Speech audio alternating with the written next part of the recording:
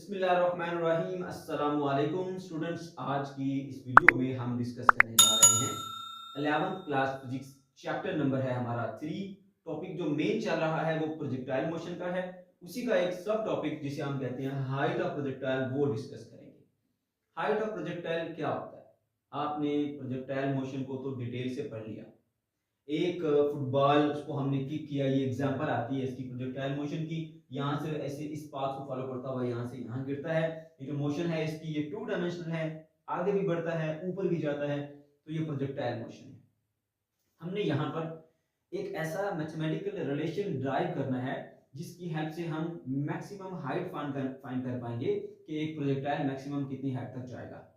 ठीक है, अच्छा तो चलिए स्टार्ट करते हैं। इसके लिए हम एग्जांपल यही लेंगे, एक डायग्राम हमारे पास बनी हुई है। हम ये देखेंगे कि ये मैक्सिमम कितनी हाइट तक जाता है, ये h इसकी वैल्यू फाइंड करनी है। डिफाइन इसको यूं करते हैं, देखिए maximum vertical displacement reached by the projectile from the projection level is called height of projectile। ये है कि हमारा प्रोजेक्शन लेवल जिससे हमने इसको ऐसे प्रोजेक्ट किया। ठीक है, ये प्रोजेक्शन लेवल आ गया। अब यहाँ से ये जा रहा है, इस लेवल से ये इनके ऊपर की तरफ भी बढ़ रहा है और आगे की तरफ भी बढ़ रहा है। तो इस लेवल से ऊपर बढ़ता बढ़ता है कि मैक्सिमम हाइट अचीव करेगा ये। ठीक है, वो हाइट हमने फाइंड करनी है और इस हाइट को हम हाइट ऑफ प्रोजेक्टाइल कहते हैं। ओके, अब ये बेसिकली एक वर्टिकल डिस्प्लेसमेंट है जो बॉडी ने कवर किया। ठीक है, इस वर्टिकल डिस्प्लेसमेंट को हमने फाइंड करना है। अब वर्टिकल डिस्प्लेसमेंट फाइंड करने के लिए हम इक्वेशंस ऑफ मोशन का इस्तेमाल करते हैं। 3 इक्वेशन ऑफ मोशन है। हमें कैसे इल्म होगा कि हमने कौन सी इक्वेशन लगानी है इसके ऊपर, उसके बारे में मैं पहले आपको बता देता हूं। देखिए 3 इक्वेशन ऑफ मोशन है। Vf is equal to Vi plus At। दूसरी है हमारे पास S is equal to Vit plus half At का स्क्वायर। और तीसरी है 2as is equal to Vf का स्क्वायर माइनस Vi का स्क्वायर। ठीक है, पहली इक्वेशन तो डिस्प्लेसमेंट को डील ही नहीं करती ना। ठीक है, हमने वर्टिकल डिस्प्लेसमेंट फाइंड करना है, ये डिस्प्लेसमेंट को डील ही नहीं करती है, तो हम सीधा सीधा रिजेक्ट करेंगे इसको। फिर दो आती है हमारे पास, एक सेकंड इक्वेशन ऑफ मोशन और एक थर्ड इक्वेशन ऑफ मोशन। इनमें से कौन सी हम इस्तेमाल करेंगे? देखें, ये वाली जो इक्वेशन है इसके अंदर है जी हमारे पास डिस्प्लेसमेंट, जिसको वर्टिकल डिस्प्लेसमेंट sy कह देते हैं। ठीक है, दूसरा हमारे पास एक्सेलरेशन है इसके अंदर, इसके पास फाइनल वेलोसिटी और इसके पास इनिशियल वेलोसिटी, ये चीजें हैं।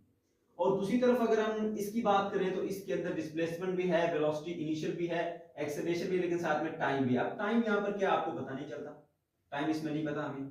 ठीक है, कि कितने टाइम के बाद जो है ये मैक्सिमम हाइट को रीच करेगा, तो इसलिए हम इसको रिजेक्ट करते हुए हम इस वाली को सिलेक्ट करेंगे जो कि इक्वेशन थर्ड है। इसलिए हम यहाँ लिखेंगे using third equation of motion. ठीक है, और वो थर्ड इक्वेशन ऑफ मोशन क्या है? 2as is equal to Vf square minus Vi square. हमने क्यों ये इस्तेमाल की, उसकी लॉजिक मैंने आपको बता दी। अच्छा जी, अब देखिए जी, यहां पर जो है हमारे पास एक बॉडी है, हमने उसमें वर्टिकल डिस्प्लेसमेंट फाइंड करना है। ये जो इनिशियल वेलोसिटी से हमने इसको भेजा था ना, इसके दो कंपोनेंट हैं। एक component along the horizontal direction, एक component along the vertical direction.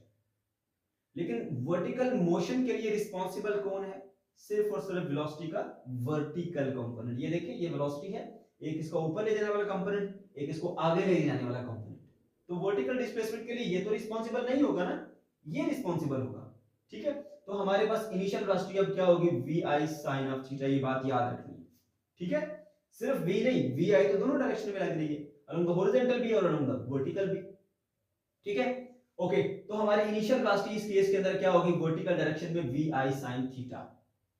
अब आप एक ऑब्जेक्ट को अगर नीचे से ऐसे ऊपर फेंकते हैं तो आपको पता है इसको फेंकने के बाद वो मैक्सिमम हाइट पर जाता है ऐसे, और फिर वापस नीचे आता है।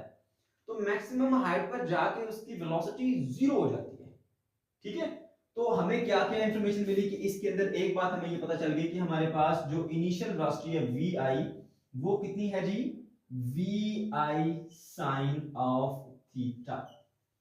ठीक है, अच्छा, और फाइनल वेलोसिटी का हमें यहां पर पता है, क्योंकि मैक्सिमम हाइट पर जाके जो फाइनल वेलोसिटी हो जाती है ये यहां पर Vf, वो आपके पास जीरो होती है।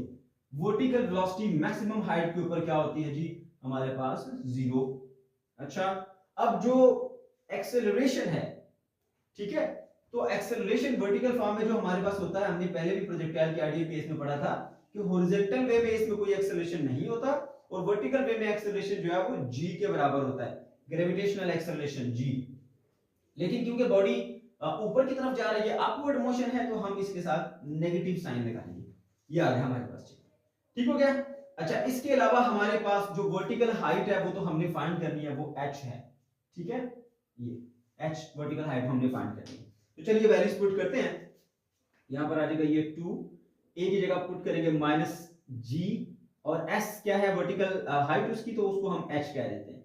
फाइनल वेलोसिटी 0 है, 0 का स्क्वायर माइनस इनिशियल वेलोसिटी क्या है जी हमारे पास, vi sin थीटा, इसका आप स्क्वायर ले लीजिए यहां पर ऐसे, ठीक हो गया। अब जी यहां पर इसको लिख लेते हैं ऐसे हम तरतीब से, -2g h is equals to minus vi का स्क्वायर हो जाएगा और sine of square of theta. Okay, अब इधर का माइनस कट गया, ठीक है। हमें रिलेशन निकालना है हाइट के लिए h, तो h किसके इक्वल होगा फिर हमारे पास, vi का square sine square of theta and divided by 2g। लो जी, तो ये आ गया हमारे पास वो मैथमेटिकल रिलेशन कि जिस रिलेशन की हेल्प से हम हाइट ऑफ प्रोजेक्टाइल को बआसानी फाइंड कर सकते हैं। इसके लिए आपको इनिशियल वेलोसिटी चाहिए, ठीक है, और आपने किस एंगल पे उसको सेंड किया, थीटा वो चाहिए, ठीक है, और जी ग्रेविटेशनल एक्सेलरेशन आपको मालूम है 9.8 होता है, तो आप बआसानी हाइट ऑफ प्रोजेक्टाइल को फाइंड कर सकते हैं।